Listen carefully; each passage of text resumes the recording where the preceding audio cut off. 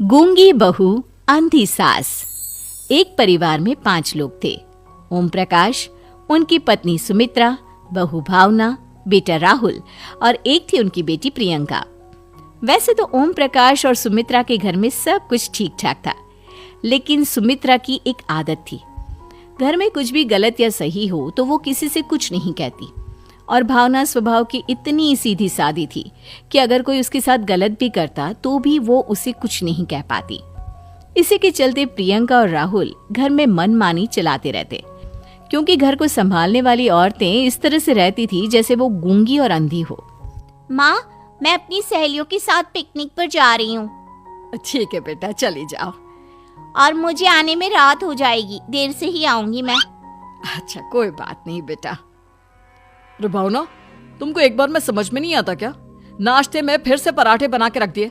कितनी बार तुमसे कहा है कि मेरे लिए ढंग का नाश्ता बनाया करो। ठीक है जी, आगे से ध्यान रखूंगी।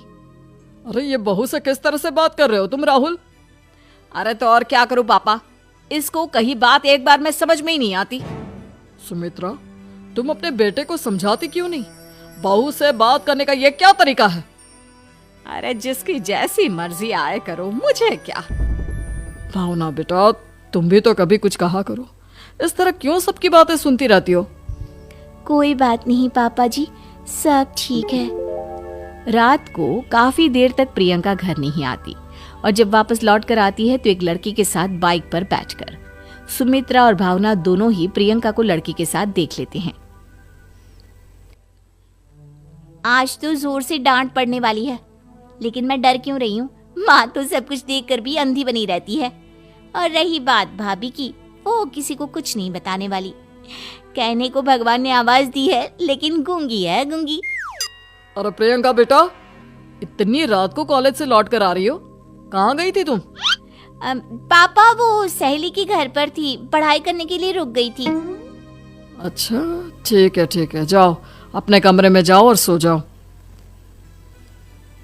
सुमित्रा ने अपनी बेटी को एक लड़की के साथ इतनी रात को आते देखकर भी उससे कुछ नहीं कहा, और भावना ने भी इस बारे में किसी से कोई बात नहीं की। कुछ दिनों के बाद मामा जी का फोन आया था। उन्होंने प्रियंका के लिए कोई रिश्ता ढूंढा है। लड़के वाले उसे देखने आ रहे हैं। अरे मुझे नहीं करनी शादी वादी, किसी लड़की को बुलाने की कोई जरूरत नहीं है। ये तुम क्या कर रही हो प्रियंका बेटा? तुम्हारी शादी की उम्र हो चली है और तुम्हारे मामा जी ने बहुत अच्छा रिश्ता बताया है। पापा, अब जिद क्यों कर रहे हैं?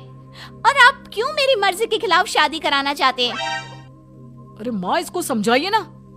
आपकी बेटी, आप तो बस चुपचाप सब कुछ होते हुए भी देखती रहती हैं। अरे तो क्या कहूँ, और मेरे कहने से क्या हो जाएगा? वैसे भी गलत क्या हो रहा है, सब कुछ सही तो है। भावना बहू, देखो तो प्रियंका हमारी बात नहीं समझेगी, लेकिन वो तुम्हारी हम उम्र है। क्या पता तुम्हारे कहने से उसे कुछ समझ में आ जाए। नहीं पापा जी, मेरे कहने से कुछ नहीं होगा। मैं प्रियंका को कैसे समझा सकती हूँ? वो ननद है मेरी, कहीं मेरी किसी बात का बुरा मान गई तो? सुमित्रा और भावना में से कोई भी प्रियंका को कुछ नहीं समझाता। इस बात से राहुल और ओम प्रकाश जी दोनों ही परेशान हो जाते हैं। और फिर जब लड़का प्रियंका को देखने के लिए आता है, मुझे आपकी बेटी बहुत पसंद है, मैं उसके साथ शादी करने के लिए तैयार हूँ।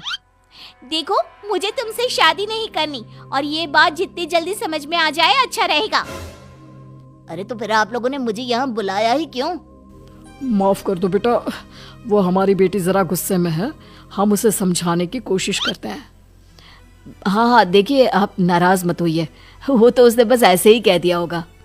अरे कोई ऐसे ही कुछ कहता है क्या? और ये आपकी पत्नी और माँ, ये दोनों इस तरह चुपचाप क्यों बैठे हैं, जैसे इस घर के मेंबर ही ना हो? आपके घर में सब कुछ ठीक तो है ना? अरे सब कुछ ठीक है बेटा। सुमित्रा, समझाओ ना अपनी बेटी को। अरे क्या समझाऊं, क्या होगा समझाने से? सब ठीक ही तो हो रहा है, गलत क्या हो रहा है? भावना, प्रियंका को अंदर लेकर जाओ और उससे समझाओ कि कितना अच्छा रिश्ता है। इतना अच्छा लड़का है, इस तरह से बिहेव ना करे। नहीं जी, मैं किसी से कुछ नहीं कह सकती जी। अरे अजीब परिवार है, मुझे तो यहाँ से निकलना पड़ेगा। इस तरह से तो आपकी